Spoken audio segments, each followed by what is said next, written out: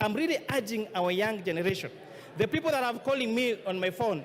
I took my lunch break yesterday and my lunch break today to return all the calls I got to my phone. And I was asking them, you are telling me to reject. Tell me what you want to reject in this bill. Then they say, we have a katatu. I am asking them, what clause is adding additional taxes and difficulty of doing business? They say, we have a katatu, because they have not taken time to understand this. And with that, Honorable Speaker, I beg to reply. Order, honorable members. When I've watched the debates yesterday and today, I celebrate the democracy that our forefathers fought for. That Kenyans across the political divide can sit down for hours on end and discuss issues of this country. And as it has been said, the conversation on our country is no longer about our communities, it is about of how to grow our economy and our country.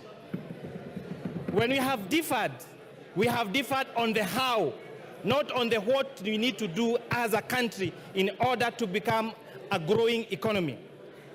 But Honorable Speaker, sadly, this debate has been skewed in a different way because of the fallacies and the lies have been told. Honorable Speaker, I have seen some members and members of the public say that the bill introduces taxation on cancer patients. I have gone through the bill, word by word, clause by clause, and there is absolutely nothing on this bill that mentions about cancer patients.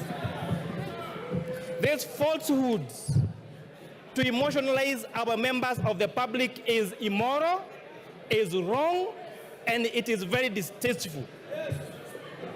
We have seen a lot of contestation, especially by our young people, that there is introduced taxation on digital content creation. Honorable Speaker, this is far from truth. In fact, the bill proposes to exclude content creation that does not lead to money generation. The rejection of this bill will make our content creators worse off than they are in the current provisions of the law.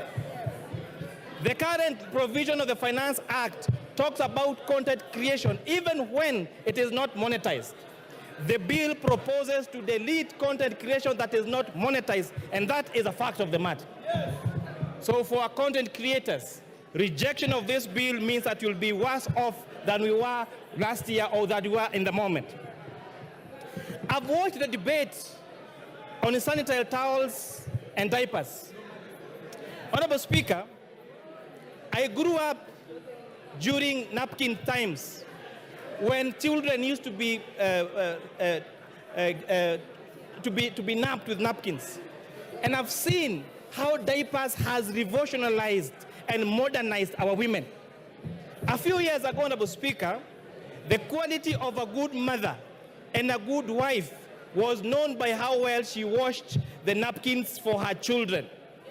They used to soak them at night with jik, with hot water, and tie their hands to wash them white. And when neighbors would pass, they would watch how white they are, and the quality of that wife and mother was based on how white those napkins are.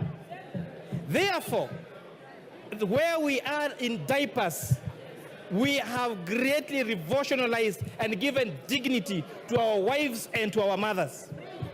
What this bill proposes is to give them more dignity by making them use diapers and sanitary towels that they can be good quality, that are affordable, and we can sustain their safety. That is why we are saying that let us use our own locally manufactured products. Honorable Speaker, how much do we hate ourselves as Kenyans that we demonize our capacity to manufacture here locally? How much do we hate our young people that would rather export these jobs to India and China and not have them here in Kenya, Honorable Speaker? We have seen the government allocate resources to ensure we have free sanitary towels for our school-going children. How much do we hate us that do we hate ourselves that we want this money to go to India and China and not to our locally manufactured, and not to our local manufacturers here in Kenya, Honorable Speaker. These arguments came last year. And Honorable Speaker, this House made two, just to emphasize, two difficult decisions. One of them was imposing import duty and excise duty on imported furniture.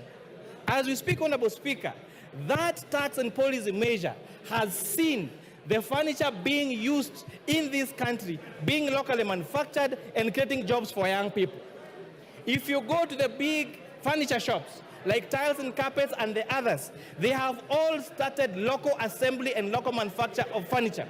And therefore, the furniture that we are using, courtesy of the Finance Act of 2023, is what is made here locally, Honorable Speaker. Last year, we zero-rated local assembly of mobile phones. As a result, we are producing 400,000 phones every day for the external market. Therefore, Honorable Speaker, it means and demonstrates that giving tax incentives to manufacturers leads to the growth of local manufacturing and continues with the mantle of Buy Kenya, Build Kenya. Honorable Speaker, this bill proposes to exempt pensions payment, to increase pension payments to be tax exempt for salaried people from 20,000 to 30,000. Rejection of this bill, Honorable Speaker, would mean that these pension contributions to take care of us when we get old is going to be tax exempt, and therefore Kenyans will be worse off if this bill is rejected, if the amendments as proposed in the bill. On pay as you earn, Honorable Speaker, all statutory deductions, which are housing levy, chief, and NSSF, have been proposed in the report of this committee to be tax allowable for pay as you earn. Rejection of this bill as amended by this committee would mean that our salaried Kenyans will have less disposable income to take home if this bill as amended is going to be rejected. Honorable Speaker, on the ease of doing business, if you have sales that are that are above 5 million shillings, you are subject to VAT registration. This bill and the report of this committee recommends increasing this from 5 million to 8 million shillings.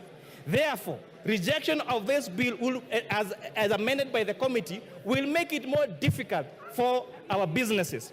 I'm really urging our young generation, the people that are calling me on my phone. I took my lunch break yesterday and my lunch break today to return all the calls I got to my phone. And I was asking them, you are telling me to reject. Tell me what you want to reject in this bill. Then they say, we have a katatu.